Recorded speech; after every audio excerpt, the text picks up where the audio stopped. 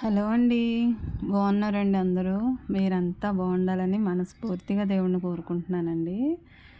ఈరోజు వచ్చేసి మార్నింగ్ అయితే ప్రతిరోజు ప్రతి ఒక్కరు చేసుకునే పనే కదండి. టీ పెట్టుకుంటాం ప్రతి ఒక్కళ్ళం. అలాగే నేను పిల్లలకు పాలు కూడా పెట్టేశానండి.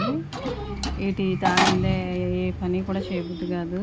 పొద్దున్నే ఇల్లు అంతా ఊడ్చేసిన తర్వాత టీ పెట్టుకొని అయితే అత్తయ్యకి ఇచ్చి మామయ్యకి ఇచ్చి నేను కూడా తాగుతానండి. అలాగే పిల్లలకు కూడా ఇస్తాను. ఆయన అయితే ఇంకా లేవలేదు. అయిన తర్వాత ముందు మాత్రమే ముగ్గురం టీ పెట్టుకుని తాగేసి పిల్లలకైతే పాలు ఇచ్చేస్తానండి.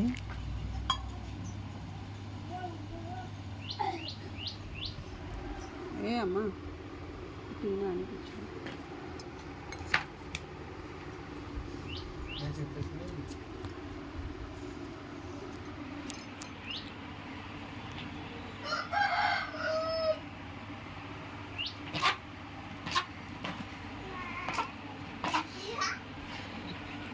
వీళ్ళు చూసారండి పాలు కోసం ఎలా చూస్తున్నారు, కుక్క పిల్లల్లాగా. పాలు ఎప్పుడు ఇస్తారా తాగేద్దాం అన్నట్టు. మర్చిపోయి వదిలేసారు ఇక్కడ.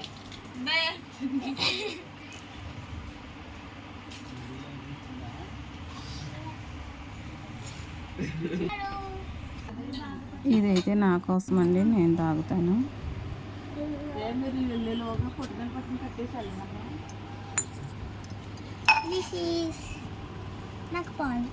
బూస్ట్ పంచదార కాదు, మళ్ళీ వస్తాయా. వీళ్ళైతే ఈరోజు పొద్దున్నే రెడీ అవుతున్నారండి. ఎందుకంటే సండే స్కూల్ ఉంది. అంటే సిబిసి అనేసి చిల్డ్రన్ బైబిల్స్ క్లాసెస్ అండి. ఇవి ప్రతి సమ్మర్లో జరుగుతాయి.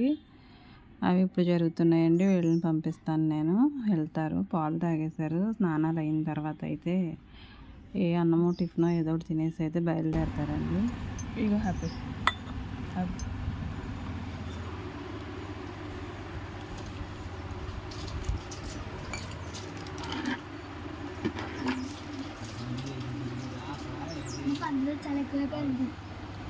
పిల్లల కోసం అయితే నేను పొయ్యి అంటించుకుని నీళ్లు కాసుకోవడానికి నీళ్లు పోసానండి కుండలోను. అవి కాగిన తర్వాత వీళ్ళు స్నానాలు చేస్తారు. ఇదిగోండి పాప అయితే బకెట్ ఇచ్చుకుని వస్తుంది. నేను తోడతాను, ఆగా అక్కడ పెట్టి.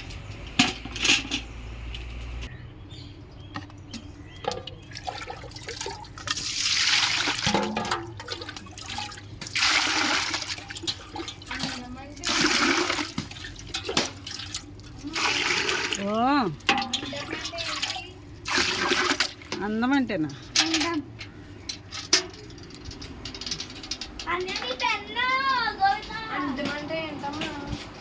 నా పెన్ తీసి ఎక్కడైతే సరిగా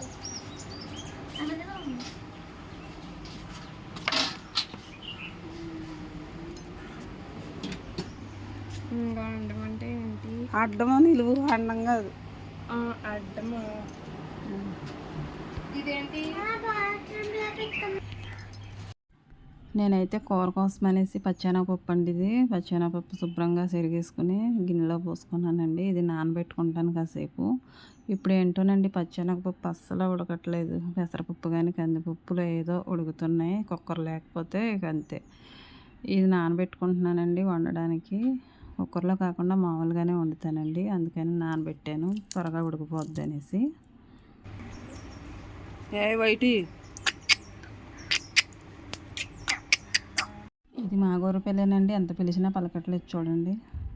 ఇక నేను ఎసరు పెట్టుకుంటానండి. ఎసరు పెట్టుకునే ముందు అయితే బియ్యం కడిగేస్తాను. బియ్యం తీసుకుని అయితే నేను ఒక డబ్బాలో అయితే ఒక గుప్పుడు వేసుకుంటానండి. నేను ప్రేయర్కి వెళ్తాను కాబట్టి తీసుకెళ్తాను. పిల్లలకి జల్లేస్తుందండి మా మేనకోడలు.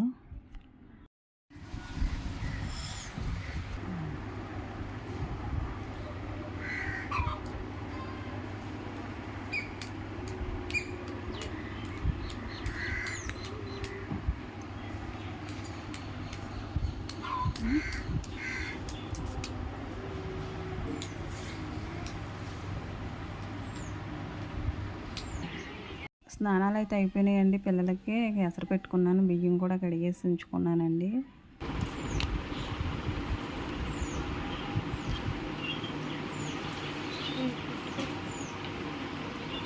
పిల్లలకి జల్లేయడం కూడా అయిపోయిందండి. ఇక నేను పప్పు నానబెట్టుకున్నాను కదండి, ఇది ఒకసారి కడిగేసుకుని అయితే నేను గిన్నెలో వేసుకుని స్టవ్ మీద పెట్టేసుకుంటాను. ఇది ఉడుకుతూ ఉంటుంది, ఇలా పిల్లల పని చూస్తానండి. ఇలా ఒకసారి కడిగేసి ఉంచేసుకుంటాను. బయట నుంచి కొనుక్కున్నది కాబట్టి ఇందులో ఏదైనా డస్ట్ అలాంటిది ఏదైనా ఉంటే పోతుంది అనేసి కడిగానండి. ఇలాంటి మాకు దాఖలు వాడతామండి విలేజ్లో. ఏమన్నా కూరలు, ఏమన్నా చారులు, పప్పులు అలాంటివి చేసుకోవాలంటే ఇలాంటివి ఉపయోగిస్తామండి. కుక్కర్ కాకుండా మామూలుగా వండాలంటే ఇలాంటి వాటిలోనే వండుతాం. ఈ పప్పు అయితే పొయ్యి మీద పెట్టుకున్నానండి. దీన్ని నేను తాలింపు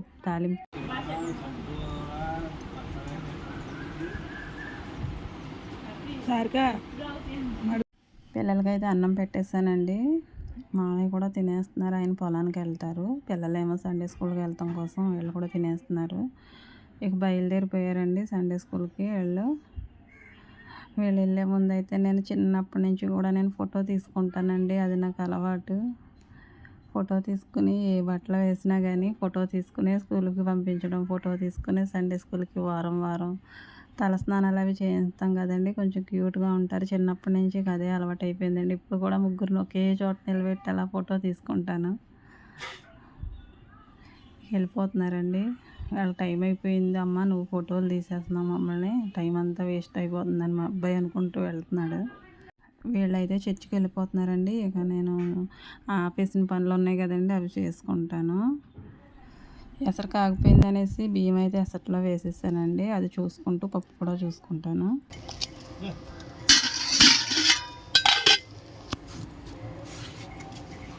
పప్పు అయితే కొంచెం ఉడికిన తర్వాత ఇలా ఉల్లిపాయ ముక్కలు, పచ్చిమిరకాయలు కూడా వేసేసి కోసేసి ఆ పప్పులో వేసేస్తానండి. ఉల్లిపాయలు పెద్ద ఉల్లిపాయ ఒకటి తీసుకున్నానండి, ఎందుకంటే గ్రేవీ కోసం అనేసి.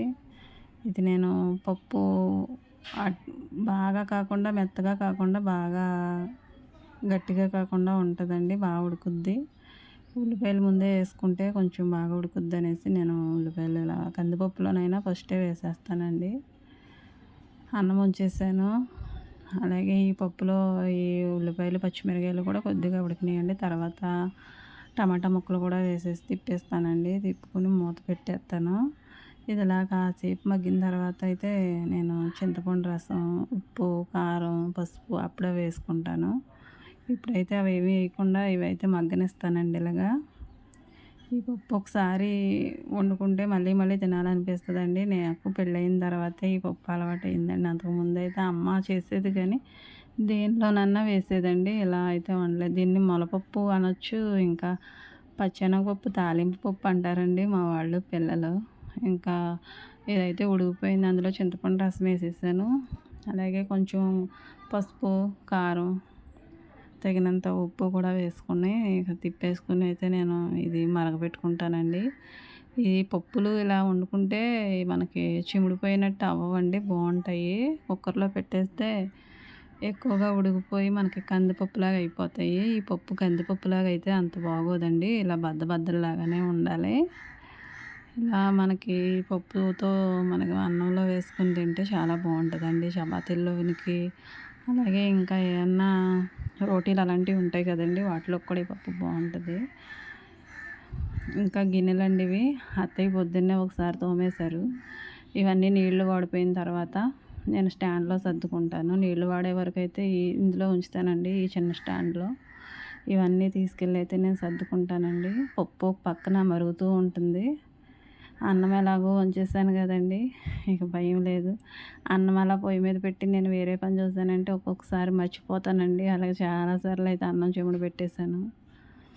పొయ్యి మీద కదండి, అంతా గ్యాస్ మీద అయితే మనం ఒక పక్కన అన్నం ఒక పక్కన పప్పు చూసుకోవచ్చు. కానీ నేను మరి పొయ్యి మీద వండటం గురించి పైకి కిందకి చాలాసార్లు తిరుగుతూ ఉంటానండి. అవి కూడా గిన్నెలు చూసారా, అవి కూడా ఇప్పుడు తోమేస్తాను పప్పు తాలింపు పెట్టిన తర్వాత. పప్పు కోసం అయితే తాలింపుకి అన్నీ గిల్లేసుకుని పక్కన పెట్టుకున్నానండి. ఎండుమిర్చి, వెల్లుల్లి, అలాగే కరివేపాకు, ఆవాలు, కొంచెం నెయ్యి వేసుకున్నానండి. పిల్లలు కొద్దిగా నెయ్యి వేసానండి. నెయ్యి ఇలా వేస్తే తప్పించి మామూలుగా తినరండి వాళ్ళు. తాలింపు అయితే పెడుతున్నాను.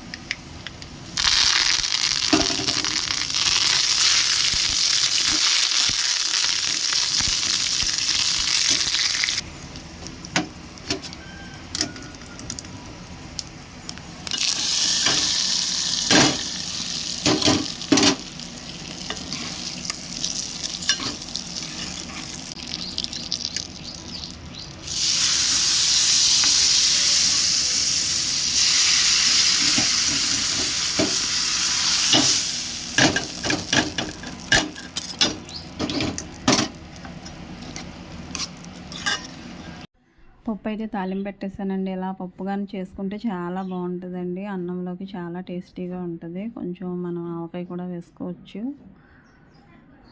ఇలా అయితే నేను వంట అయిపోయిందండి. పప్పు రెడీ అయిపోయింది. అలాగే అన్నం పెద్ద కుండలో వండుతాను కదండి, పొయ్యి మీద మసి అయిపోతుంది కాబట్టి నేను ఇలాంటి చిట్టు గిన్నెలు అంటారు కదండి, ఈ గిన్నెల్లోకి అయితే నేను తీసుకుని పైకి తెచ్చేసుకుని పైన పెట్టుకుంటానండి మసి లేకుండా. అలాగే పప్పు కూడా అయిపోయింది. ఇంకా నా పని ఏంటంటే గిన్నెలు తోమడం, బట్టలు ఉన్నాయండి బట్టలు ఉతకడం, ఇంకేమైనా తుక్కు అలాంటిది ఏదైనా ఉంటే తుడుచుకుంటూ ఉంటానండి. ఇలాగేనండి ఇంకా తోమేసుకున్నాను గిన్నెలు. ఇంకా బట్టలు ఉతికే పని ఉందండి. ఇలా నా పనులు అయితే నేను చేసుకుంటానండి. రోజు ఒకే విధంగా ఉండవు, రోజుకు ఒకలా చేసుకుంటాం కదండి. వీడియో కనుక మీకు నచ్చినట్లయితే తప్పకుండా లైక్ చేయండి, అలాగే కామెంట్ చేయండి. నా ఛానల్ని సపోర్ట్ చేయండి సబ్స్క్రైబ్ చేసుకుని. Thanks for watching.